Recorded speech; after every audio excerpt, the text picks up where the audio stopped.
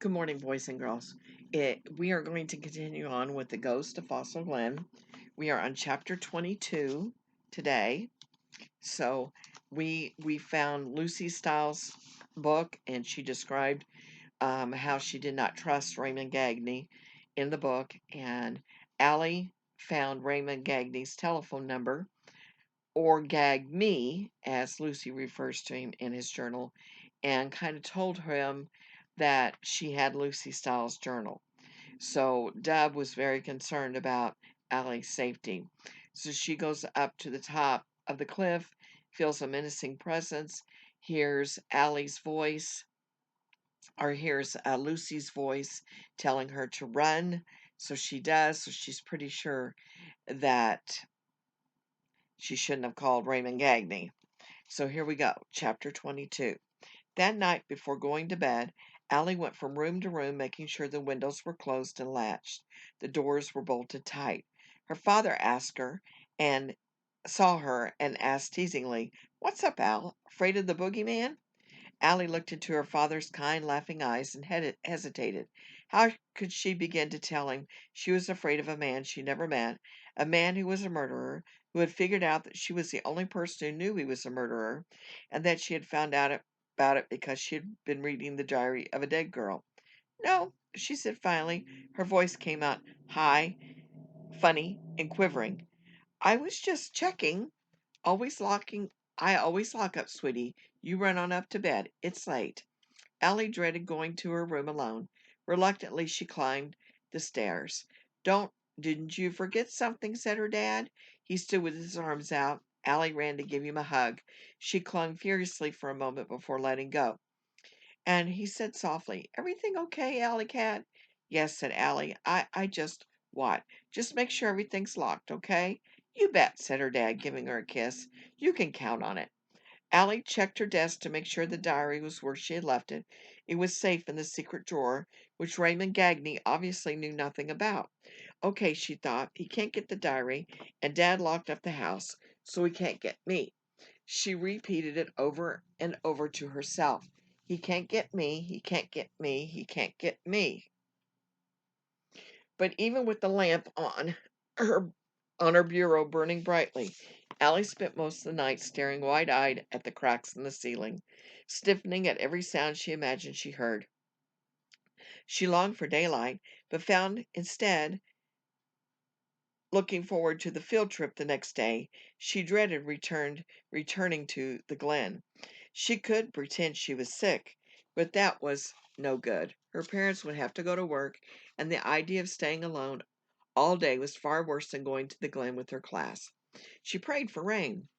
She must have slept because she awakened to bright sunlight streaming through her window.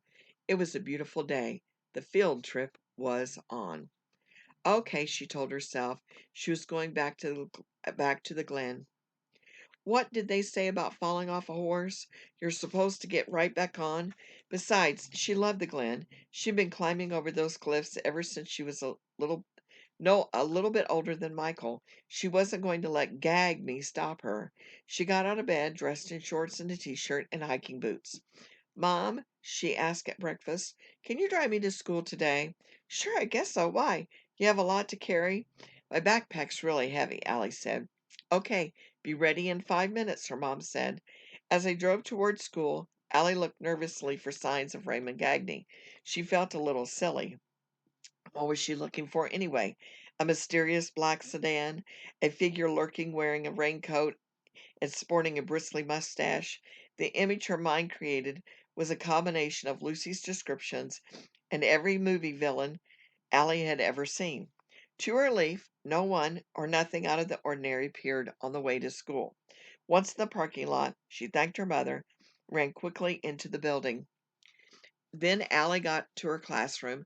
Hoover was already there. With a red bandana tied around her neck and her tail wagging madly, she was prancing happily around the room, sniffing and exploring. "Hey, Hoover!" shouted Joey. "That's my lunch bag."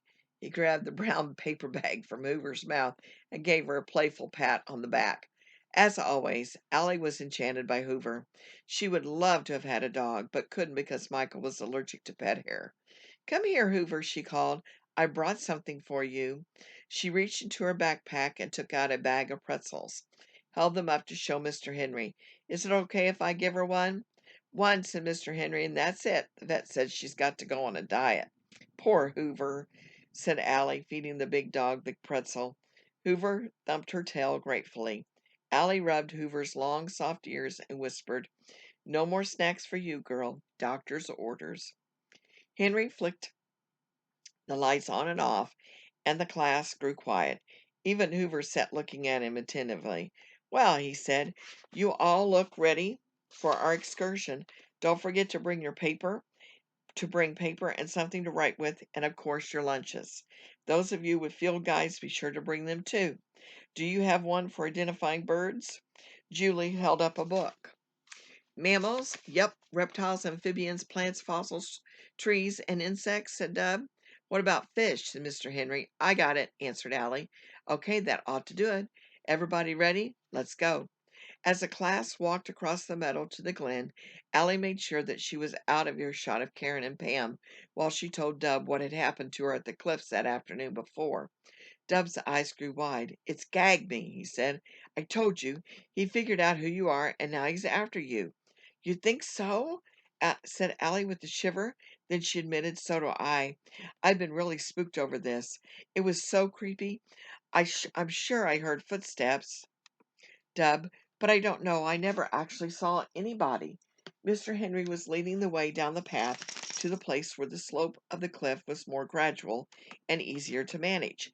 Years before, someone had tied a thick rope from tree to tree to form a handrail along the narrow trail that descended to the bottom of the glen. "Now take your time and be careful," Mr. Henry warned. "These cliffs are slippery." "They're made of what kind of rock?" "Shell," the class answered in unison. "Right, and it's very crumbly, so watch your feet." Allie had to smile at Mr. Henry's caution. He was right, of course, but compared to the cliff she climbed earlier in the week, the path was a piece of cake. One by one, the kids in the class followed Mr. Henry down the hill. Hoover had already raced to the bottom, was splashing in the creek, sending a mallard drake and a great blue heron squawking into flight. While Allie and Dub waited their turn to go down, Allie walked a little further up the path to the place where she figured she'd been standing the day before. Sure enough, there were the imprints of her sneakers, clearly outlined in the mud that was beginning to dry after the rain. There were prints where she stood still, listening, and deep, smeared prints where she had taken off running. No more than 10 feet away from where she stood, there were several prints much larger than hers. "Dub!" she cried. "Look!" Dub ran over and studied the prints carefully. "Well, that proves it," he said. "Somebody was on that path with you, and those shoes don't belong to any kid. Look how big they are." They stared wide-eyed at each other, neither one saying what Allie knew was both in their minds. "Come on, you guys," called Brad. "We're leaving you in the dust." Quickly, Allie and Dub walked back to join the others, glad this was broad daylight and they were with Mr. Henry and the group, not alone. Most of the kids were already down by the creek, lifting up rocks, peering into pools. Allie could hear Joey's voice booming, "Hey, I found a crayfish." Julie called out that she had seen fish near the bottom of the falls. "I've got the fish book," Julie called back. "I'll be right there." She and Dub joined Julie on the creek bank near the small waterfall. There in the clear, deep pool was a group of fish.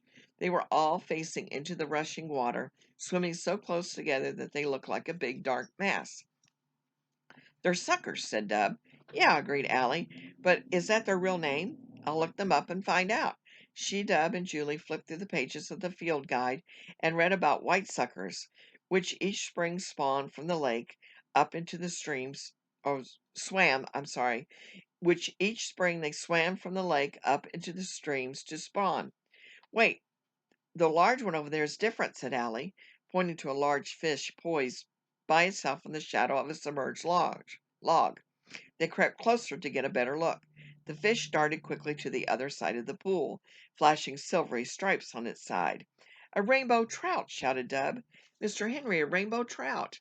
Mr. Henry, an avid fisherman, came over to look. "It's a beauty," he said admiringly.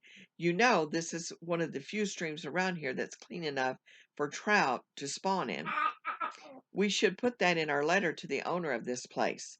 said Brad. "You're right," said Mr. Henry. "If we start digging foundations for 50 houses up above, there'll be a lot of erosion from these cliffs. All that mud will make a mess of the stream." "Hey," a voice hollered excitedly. "Everybody, come here. Look at this." "Cool. What is it?" "It's some kind of a bird." "Is it a duck?" "It's a duck." "Oh, yeah. What kind?" "Where's the book?" "I'm just sitting there." "Why doesn't it fly away?" Mr. Henry, Dub, and Julie headed over to where most of the kids in the class were gathered. "It's my dogs," looking down at the nest in the crouch of a fallen tree. Allie continued to stare into the pool of the suckers, distracted by the thought of how awful it would be if the waters of the clear and beautiful pool were muddied and spoiled. That would mean the fish would no longer spawn. If they couldn't safely lay their eggs, where would they go? There would be no little baby suckers, no small trout to return to the lake and grow big. She heard Joy shout, "It's a mallard duck, and no wonder she doesn't want to fly. She's got babies." "Come away from her, everybody," said Mr. Henry. "We don't want to bother her." Allie was staring over to see the ducklings when she noticed that Hoover had strayed from the group and was heading rapidly upstream. "Hoover," she called, "come back here." But Hoover, intent on some canine mission, ignored her. "Hoover," Allie called again. Hoover disappeared around the bend. "Uh-oh," said Allie, remembering the cow manure episode, and the class promised to keep an eye on Hoover if she came along. Allie set off to bring her back. All right, boys and girls. Okay, chapter 23 is very short, so we'll read it too, and then we'll stop. Allie ran after Hoover, hopping from rock to rock, trying to watch her feet, at the same time look ahead for a glimpse of the dog's golden fur or red of her bandana. "Hoover," she called, "come here, girl." Her hiking boot plodded into the water as Hoover charged ahead out of sight. Looking down at her sopping foot, Allie murmured, "Mr. Henry should send you to obedience school." She rounded the curve of the stream and came to a place where the steep shale cliff widened and the stream bed spread out into the shallow, lazy flow. Bushes, trees, cattails grew along the edge of the stream, and the ground was softer and spongier and less rocky than downstream. There was a fresh cut in the bank where the swollen waters had recently washed out a corner.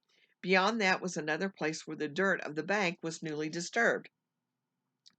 And there Allie saw Hoover, the back end of her at least. Her tail was wagging furiously as she dug at the exposed earth bank. Dirt flew backward through the air. "Hoover, you crazy girl," scolded Allie gently. "What are you up to?" Hoover looked up momentarily, and Allie could see that the dog's face, chest, and front paws were covered with mud. Well, so much for the attempt to keep Hoover clean and out of trouble. "You're a mess," Allie scolded. Hoover blinked unconcerned and continued her digging. "What are you after, Hoover?" said Allie. She walked closer, trying to avoid the shower of flying dirt. "Did you find something good?"